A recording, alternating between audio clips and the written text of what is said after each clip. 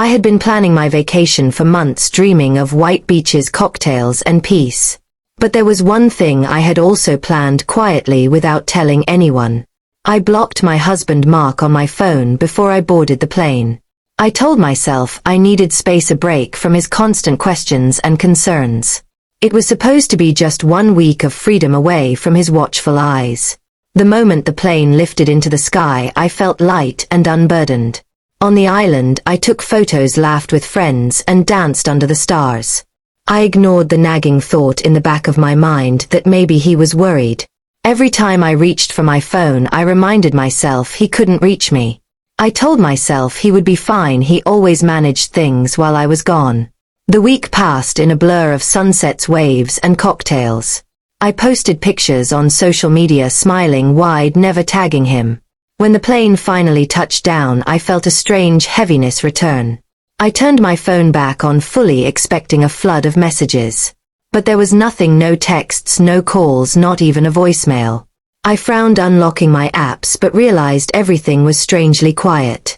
The house was dark when I pulled into the driveway. Mark's car was gone, the windows shut, the curtains drawn. I carried my suitcase inside, calling his name into the silence.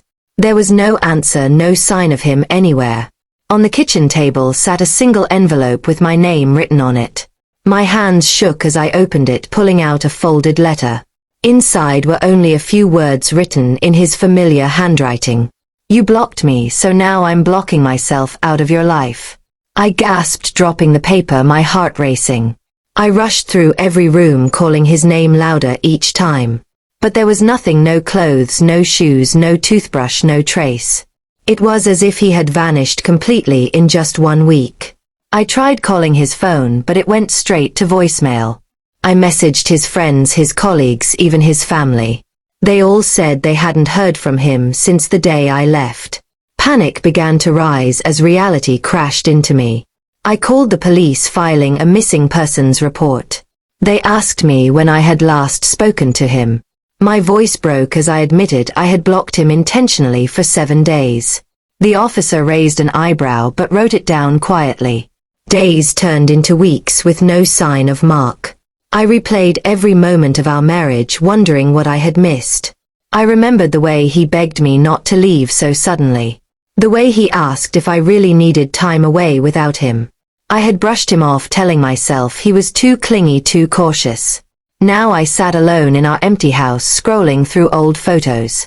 Photos of vacations we once took together, where he always held my hand.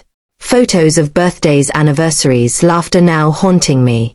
Every night I checked the door, half hoping he would walk through it. Every morning I checked my phone, praying for a message.